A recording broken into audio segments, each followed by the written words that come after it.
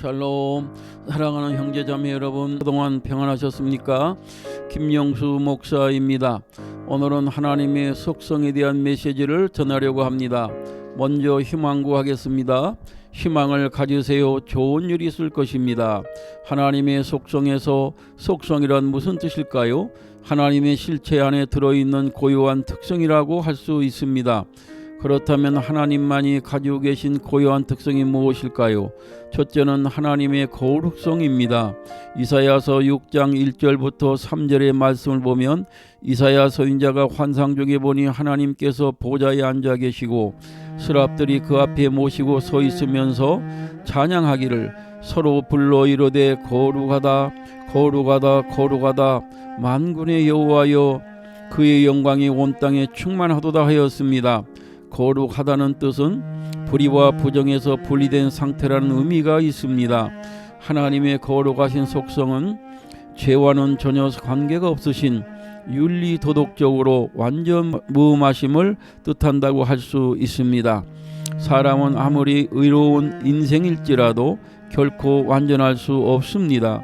거룩하게 살았다고 볼 수 있는 이사야 선지자도 환상 중에 하나님을 배웠고 이렇게 절규합니다. 이사야서 6장 5절입니다. 그때 내가 말하되 화로다 나여 망하게 되었도다. 나는 입술이 부정한 백성 중에 거주하면서 만군의 여호와이신 왕을 배웠음이로다. 거룩하신 하나님은 죄를 행하지 않으십니다. 욥기 34장 10절입니다. 그러므로 너희 총명한 자들아 내 말을 들으라. 하나님은 악을 행하지 아니하시며 전능자는 결코 불의를 행하지 아니하시고 거룩하신 하나님께서는 인생들에게 죄를 범치 말고 하나님을 닮아 거룩하게 살기를 요구하십니다. 베드로전서 1장 15절 16절 읽어봅니다. 오직 너희를 부르신 거룩한 이처럼 너희도 모든 행실에 거룩한 자가 되라. 기록되었으되 내가 거룩하니 너희도 거룩할지어다 하셨느니라. 그렇다면 우리가 거룩하신 하나님께 나아가려면 어떤 방법이 있을까요? 예수님의 속죄의 은혜를 힘입어야 합니다. 로마서 3장 23절 24절 읽어봅니다. 모든 사람이 죄를 범하였음에 하나님의 영광이 이루지 못하더니 그리스도 예수 안에 있는 속량으로 말미암아 하나님의 은혜로 값없이 의롭다 하심을 얻은 자 되었느니라. 우리가 하나님과 교통하며 에녹과 같이 동행하려 한다면 성결한 생활과 겸손한 마음을 가져야 합니다. 이사야서 57장 15절 읽어봅니다. 지극히 존귀하며 영원히 거하시며 거룩하다 이름하는 이가 이와 같이 말씀하시되 내가 높고 거룩한 곳에 있으며 또한 통회하고 마음이 겸손한 자와 함께 있나니 이는 겸손한 자의 영을 소생시키며 통회하는 자의 마음을 소생시키려 함이라. 둘째로 하나님은 전지전능하십니다. 사무엘상 2장 3절에 보면 하나님은 지식의 하나님이라 하였습니다. 또한 하나님은 별의 수요도 세시고 인간의 마음과 행사를 아신다고 하셨습니다. 시편 33편 13절에서 15절까지 읽어봅니다. 여호와께서 하늘에서 굽어보사 모든 인생을 살피시며 곧 그가 거하시는 곳에서 세상의 모든 거민들을 굽어 살피시는도다.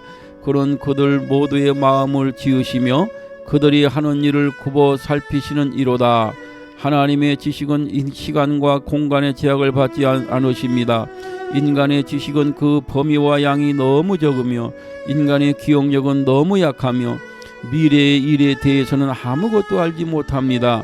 인간이 많이 아는 것 같아도 자기 몸속에서 일어나는 일도 모르며 더군다나 지구 반대편에서 일어나는 일, 우주에서 일어나는 일은 알 수 없습니다. 이처럼 인간의 지식은 그 범위에 있어서 제한이 있는 것입니다. 그러나 하나님은 전지하시되 과거, 현재, 미래까지 다 아시고 하나님의 뜻대로 섭리하여 운영하고 계십니다. 우리는 예수님을 통하여 우리에게 주신 영적 지혜를 통하여 또한 성경을 통하여 하나님의 전지하심을 알아야 합니다.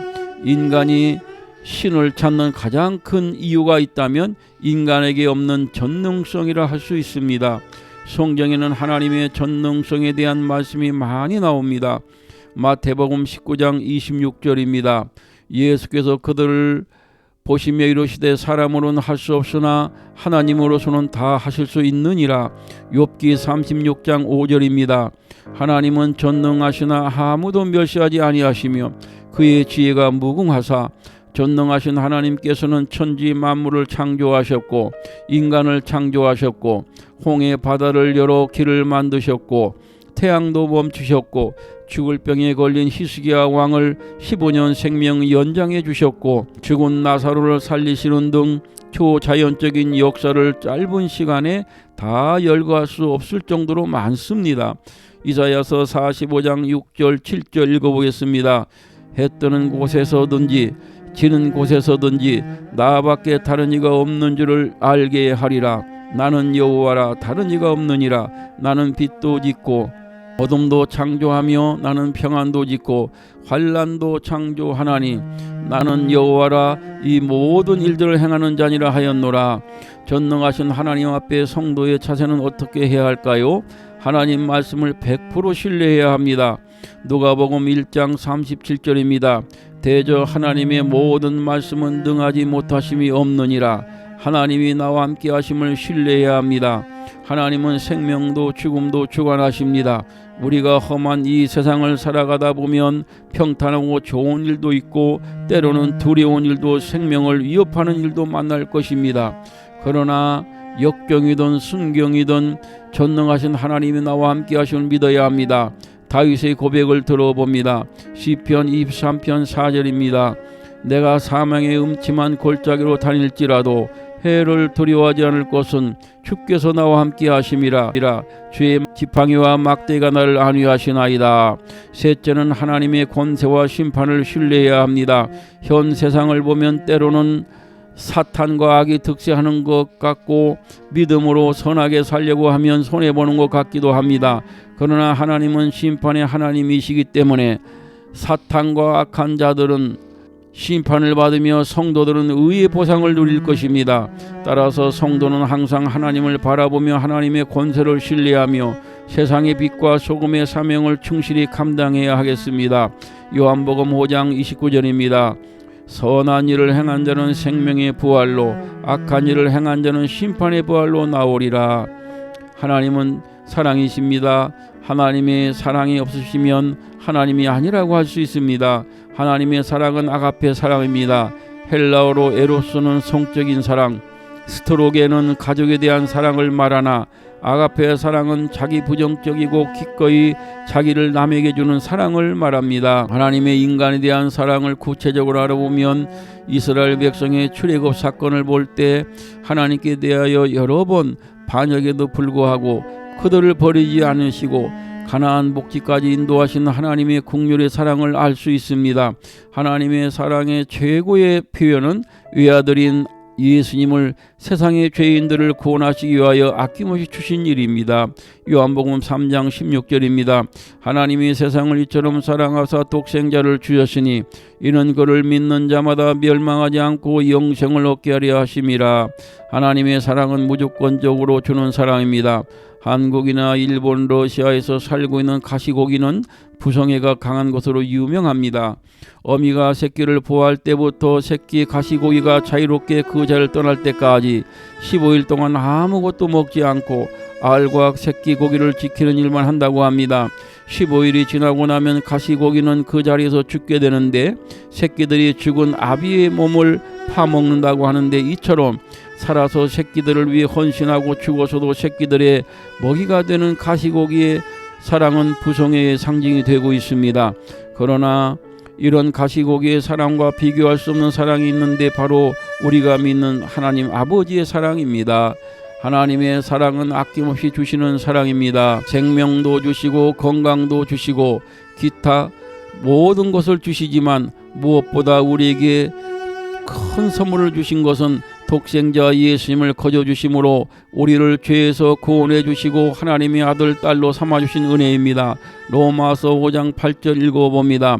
우리가 아직 죄인 되었을 때에 그리스도께서 우리를 위하여 죽으심으로 하나님께서 우리에 대한 자기의 사랑을 확증하셨느니라. 이처럼 하나님의 거신 사랑을 받은 우리는 어떻게 하라고 성경에서 가르치고 있나요? 요한일서 4장 7절입니다. 사랑하는 자들아 우리가 서로 사랑하자. 사랑은 하나님께 속한 것이니 사랑하는 자마다 하나님으로부터 나서 하나님을 알고 11절도 읽어봅니다. 사랑하는 자들아 하나님이 이같이 우리를 사랑하셨은즉 우리도 서로 사랑하는 것이 마땅하도다. 우리도 서로 사랑하는 것이 마땅하도다. 예수님도 새 계명을 주셨는데 서로 사랑하라는 것입니다. 요한복음 13장 34절입니다. 새 계명을 너에게 주노니 서로 사랑하라. 내가 너희를 사랑한 것 같이 너희도 서로 사랑하라. 예수님은 인류를 사랑하시되 자신의 목숨을 주시기까지 사랑하셨으니 우리도 예수님의 사랑을 본받아 사랑이 필요한 사람들에게 아가페 사랑을 베풀어야 할 것입니다. 사랑을 행하면은 자기 희생이 필히 있어야 합니다. 기도하겠습니다. 거룩하시고 전지전능하신 하나님 아버지, 저희들에게 오직 하나님만 신뢰하는 믿음을 주시고 환난 풍파 당할 때 낙심 절망하지 말고 전능하신 하나님을 바라봄으로 새 힘을 얻고 문제 해결받고 승리하는 반석과 같은 믿음을 주시옵소서. 하나님 아버지가 거룩하신 것처럼 저희들도 성결하게 살게 하시고 사랑이 넘치시는 하나님의 사랑을 충만히 받아 사랑을 받기보다는 주면서 살게 하옵소서. 이 모든 일은 내 힘으로 안 됩니다. 성령님이 우리 안에서 충만히 역사하여 주시옵소서. 예수님의 존귀하신 이름으로 기도드립니다. 아멘.